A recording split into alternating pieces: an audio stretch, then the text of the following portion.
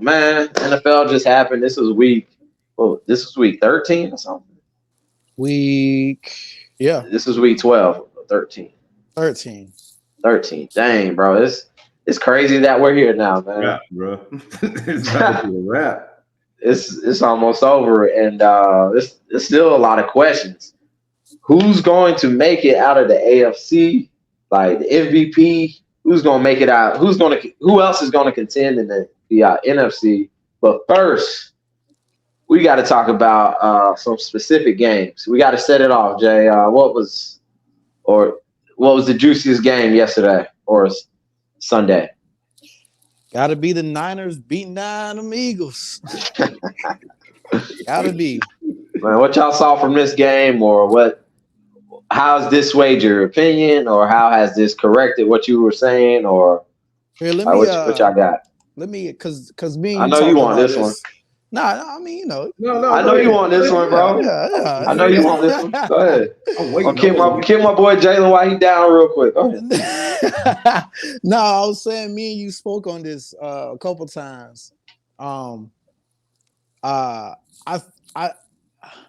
Niners just kind of solid. I just think they're better overall as a team. One of the glaring weaknesses of the Eagles was their secondary and the linebacker core. And if you're going to play the Niners with these absolute monsters as skill set players, you got Deebo Samuels, CMC, Brandon Ayuk, who's already legit. Kittle. And George Kittle is always going to be a threat. Like, I know they told him we're going to make you a blocking tight end, but, anytime Kittle gets the ball in open field, he's trying to murder somebody. Like, that dude got killer mentality. And the Eagles just aren't dogs in those secondary units. And at the DB position, the linebacker position was put on display. Like, they look bad. And I think that was the biggest difference because the Niners, they shut the Eagles down. They fell behind, couldn't get much of that run game going. So, yeah, I would say the Niners are a half step, or if a whole step ahead of the Eagles. And that's what it was supposed to look like last year in the NFC Championship. Well, I ain't gonna go that far. No. Hey, bro. All right, so I ain't gonna go that far. If the 49ers are healthy, they are the best team in football. We can all say that. Can we all say that? We should all say that. If they are healthy, they are the best football team.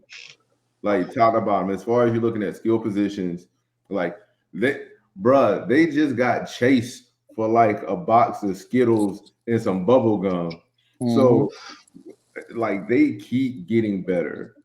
And then you have John Stockton back there throwing the football. Like that dude, because really, if you think about it, he does not have to do anything but put the ball where it needs to go. You don't need Brock Purdy back there trying to win your games, but he just has to make the right decisions to get the ball in the playmaker's hands. He's John Stockton. That's that dude. He ain't doing nothing flashy.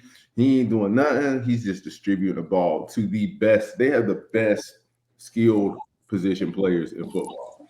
Probably in the last, like, 20, 30 years, bro. Like, it rivals Dallas Cowboys, Michael Irvin, and Emmitt Smith, like, caliber of skill position players.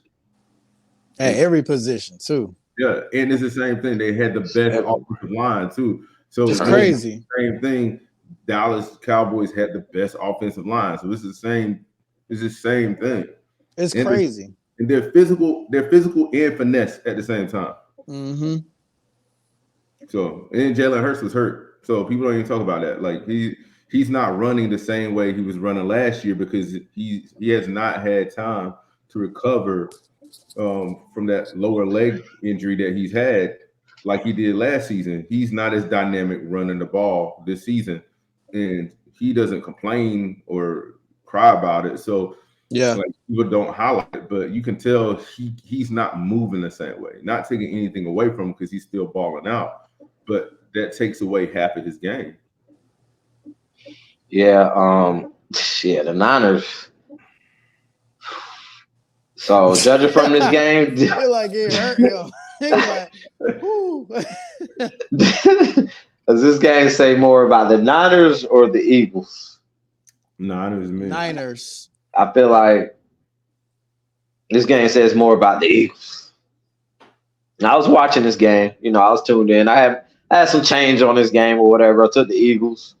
They went up early in the game. Then they started to fall down. You know what I'm saying?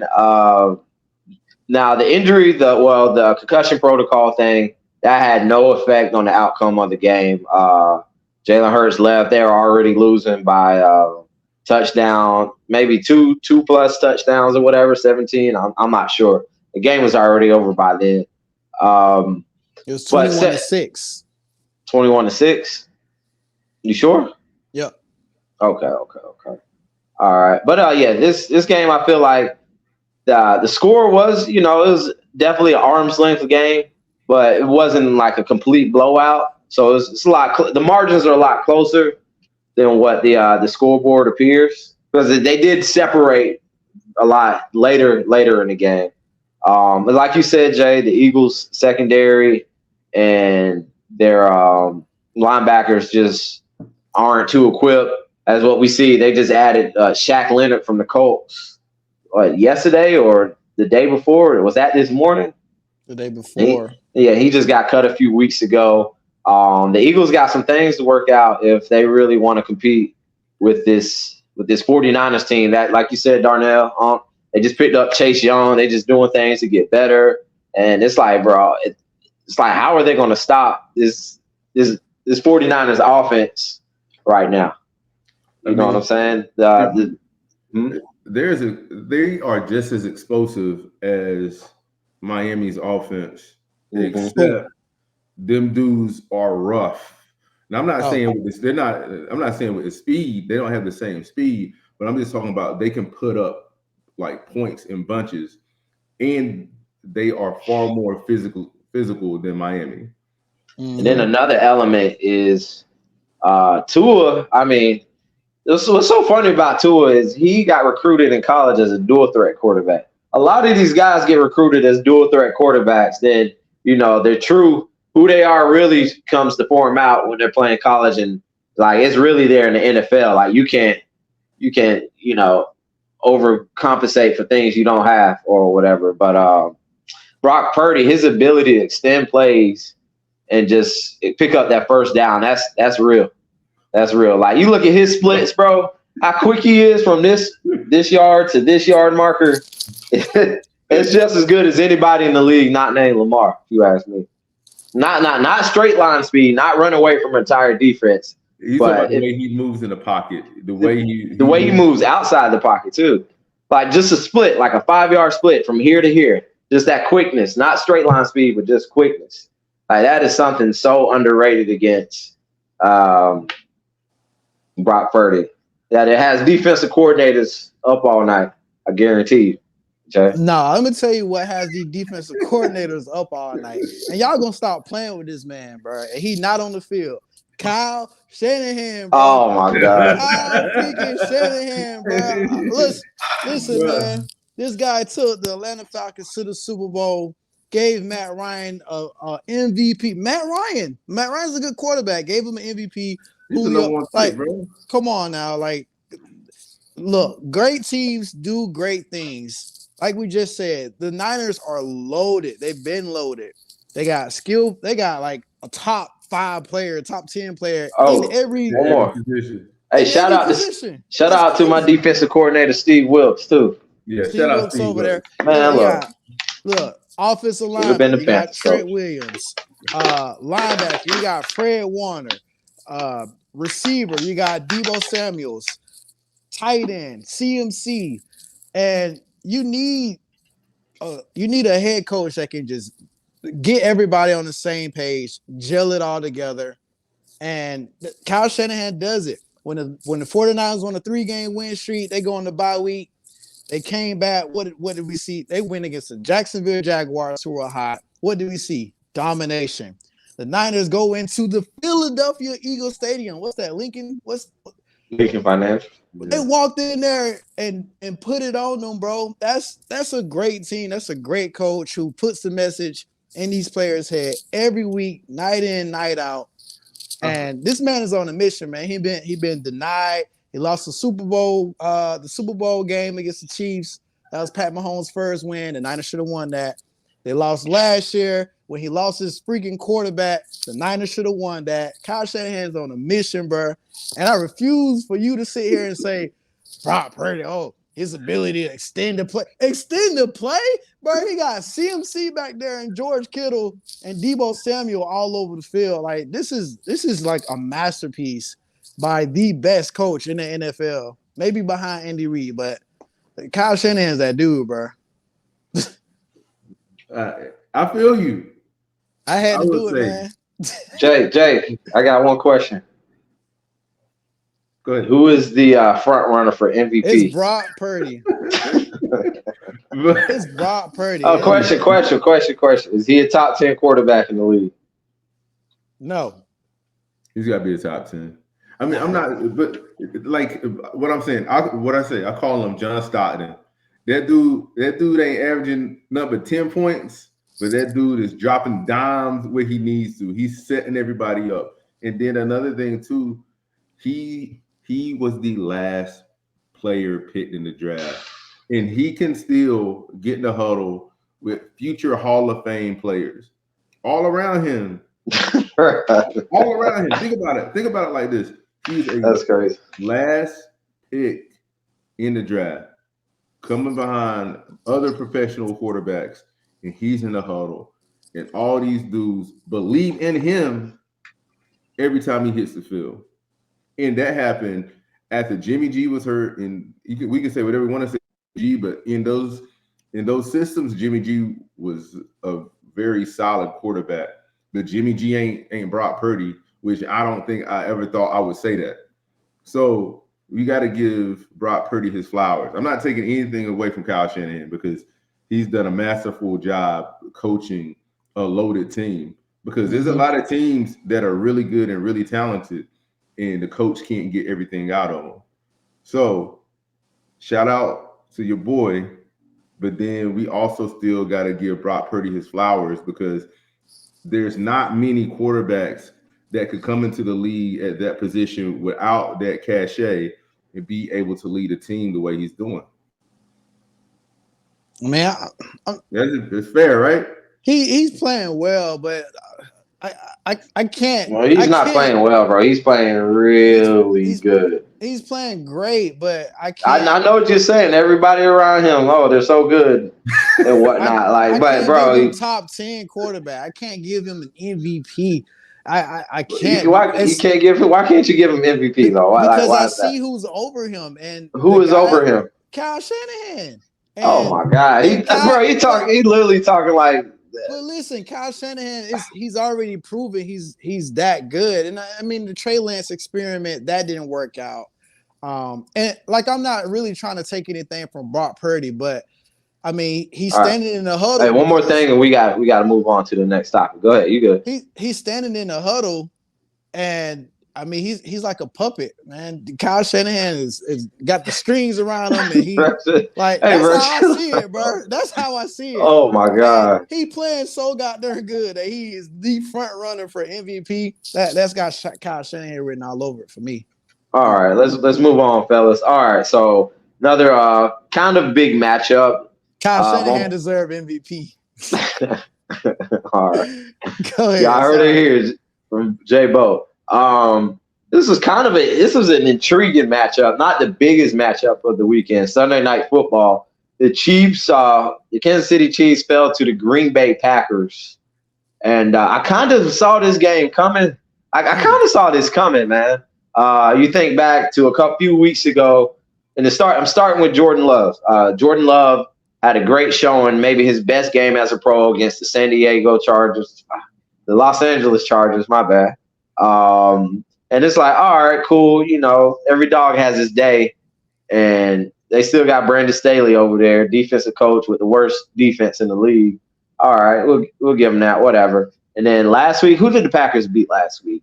Was it The the Lions. Lions? They beat the Thanksgiving. Lions on Thanksgiving. What the crap?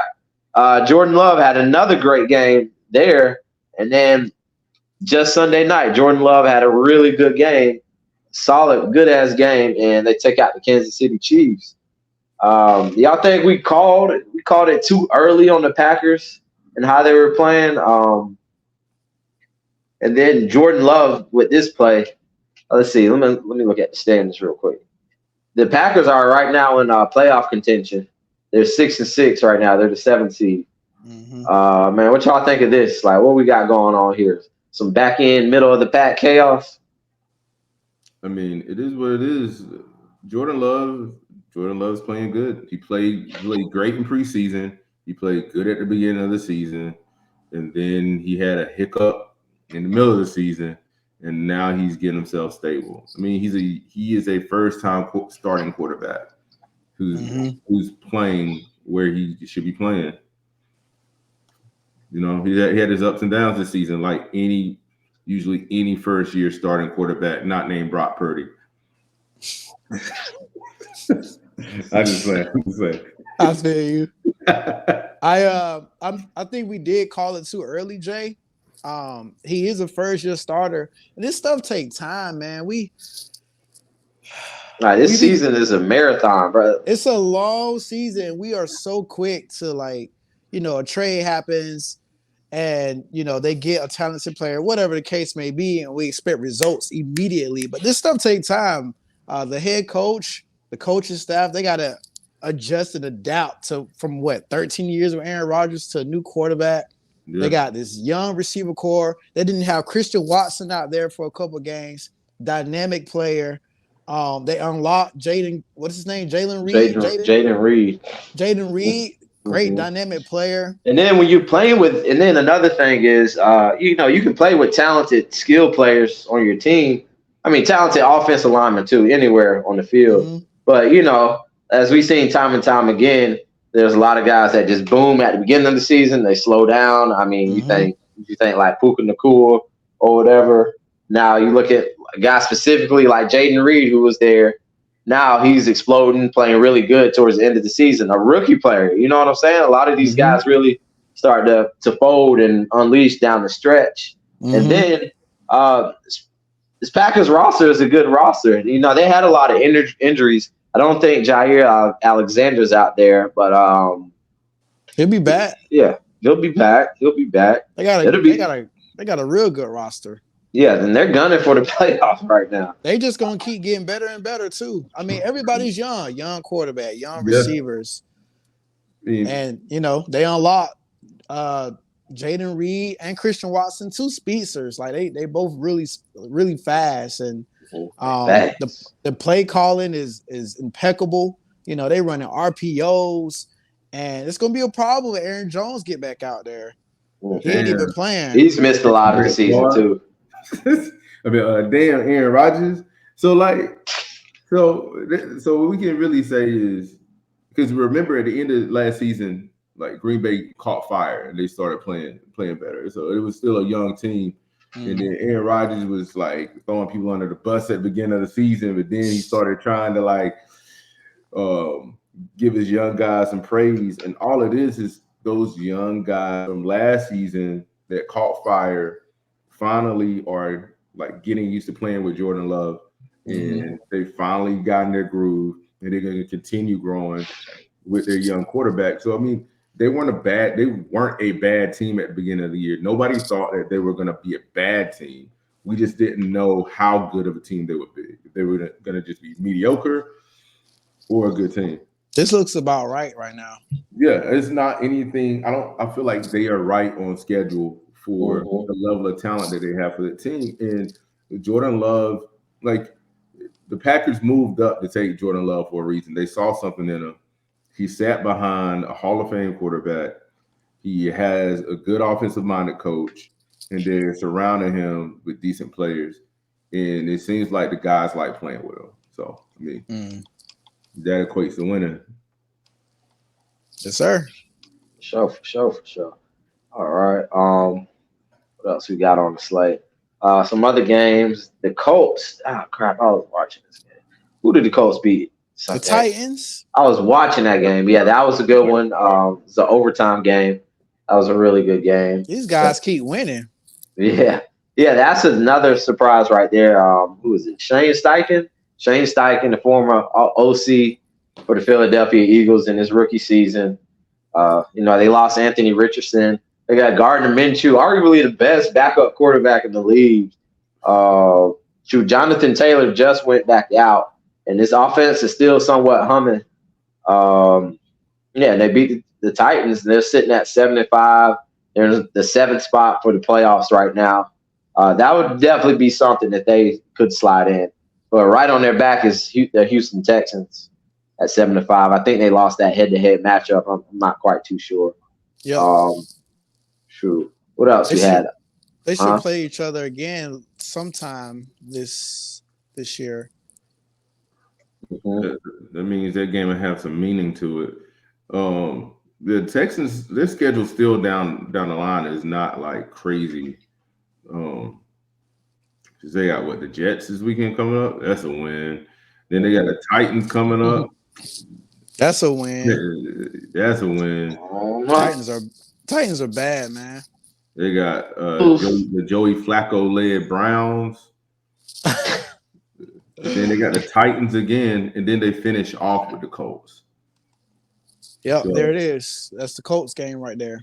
Yeah, that might be a playoff game right there. And you know what?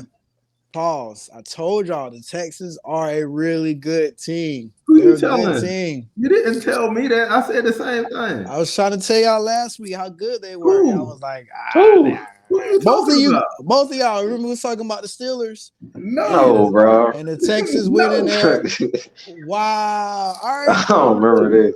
I'm the one that we talk about CJ Stroud every week. What are you talking about? You are, but I mean, the Texans they beat a hot Broncos team. I thought we all agreed that they were going to the playoffs. Nah, I don't know. I might disagree.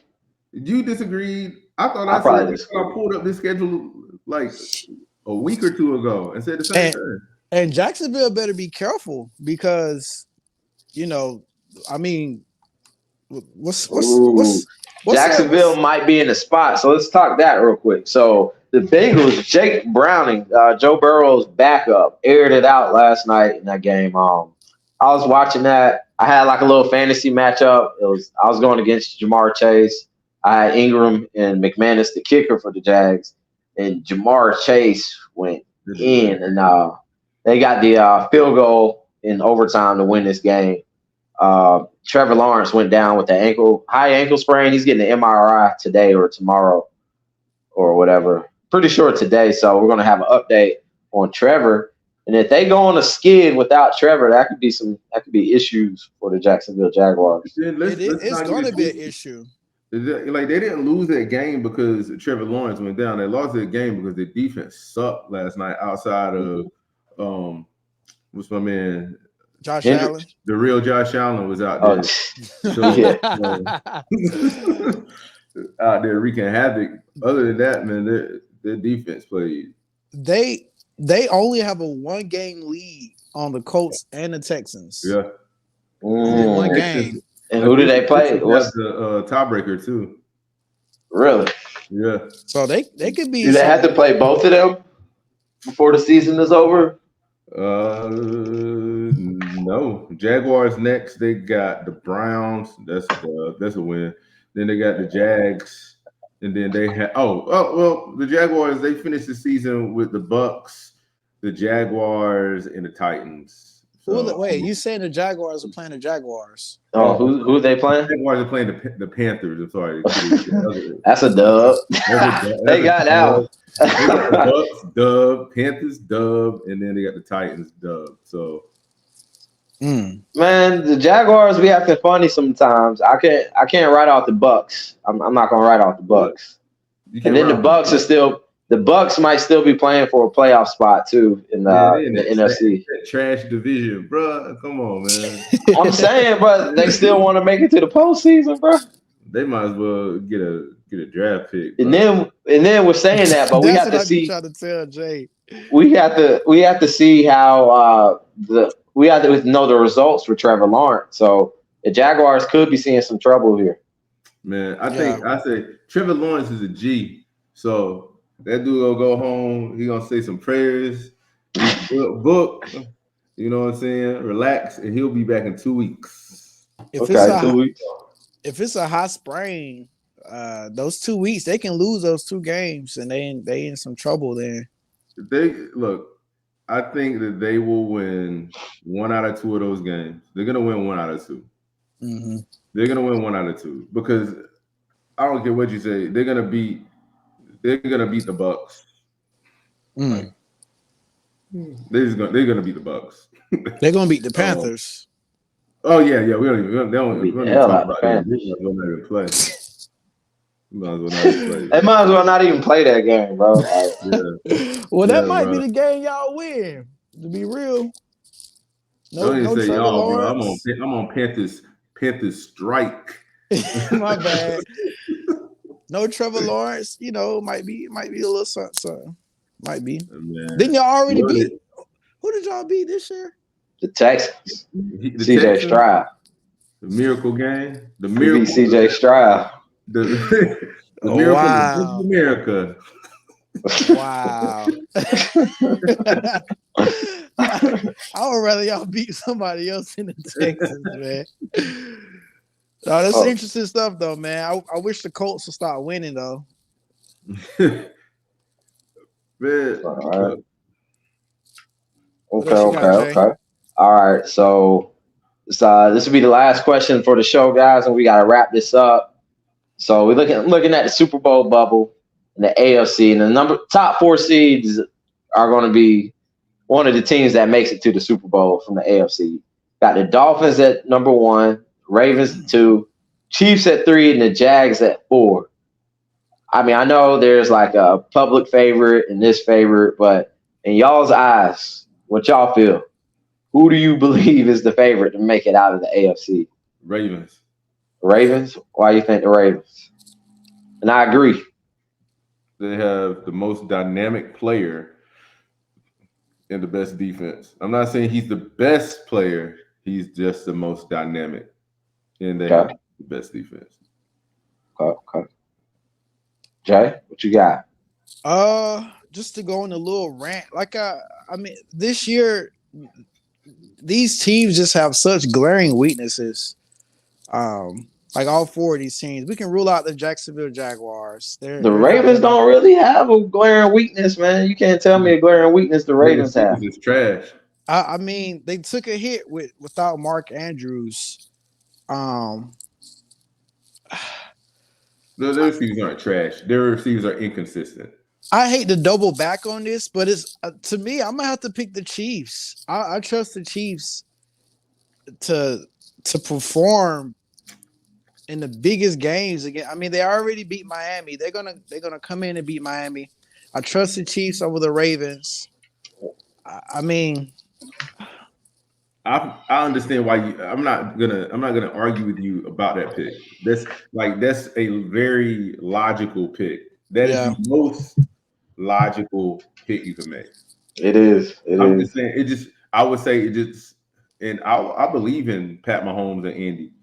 I just think it feels a little different this year, and that's all. I'm saying. That's what I've been saying. I think it feels different, so I would lean into Lamar Jackson led Baltimore Ravens, where they say that brother can't pass the ball, but he's been passing all over the field this year and doing it with his arm like more. So I honestly expect him in the playoffs down the season to put on a show with his legs. Like people ain't even sleeping on that. Like, but him to show out down the season. But you look at it, man. The Ravens. I was telling Jay this earlier. This is it. This is the chance right here. Yeah. You know, you look at the seasons last season and before. You had the Bills at the top of their powers. I mean, you had the Bengals at the top of their powers. You had the Chiefs at the top of their powers. Those 3 right there. Yeah. And all you look at this season, they're not all in the AFC. And they're all not like they were before. I mean, we still have somewhat whatever weeks left in the season, five games left. But those teams aren't quite looking like they shaped up to be the past couple of years. Nah, and it's man. like the Ravens, it's like, okay, y'all been solid, y'all are balanced and whatnot. Like, this is it. Lamar, you just got paid, bro. This is it right here, bro. Come on. They have to make a deep playoff. They have to. Like, no They do, excuses. man. This and then honestly, man, because next year that monster Joe Burrow gonna be back, man. And then it's almost like every year that the dude get hurt, the following year he come back crazy. So one quick thing. Take a look at their free agent list for the offseason. The Bengals. They got I know. They got the T. Higgins. They're gonna lose. They got a lot of people. They're gonna lose a lot. And then Joe just got paid, but still, they're actually in a position. Their owners are actually spending money now. It's not like it was like 10 years ago where they weren't spending money. So as long as they retain, honestly, as long as you have Chase, you put a decent receiver, because I don't see them keeping T. Higgins. I don't see how they're gonna afford it. Nah. But what they really just need to invest all their money into is a damn offensive line. That's really all they need to worry about is protecting Joe Burrow in any means necessary. That's all they got to do, and then they'll be good. Same thing as with Pat Mahomes. Sure enough. All right, guys. Hey, I wrapped it up for this segment of We the Champs. Appreciate you fellas coming on. Everybody, I appreciate you tuning in. We're going to hit you with some more talk. Definitely, we're going to hoop some more, bring some more NBA, maybe some college hoops talk. But hit that like, hit that subscribe, share it amongst everybody. And, hey, we the champs. We out. Appreciate you. Peace.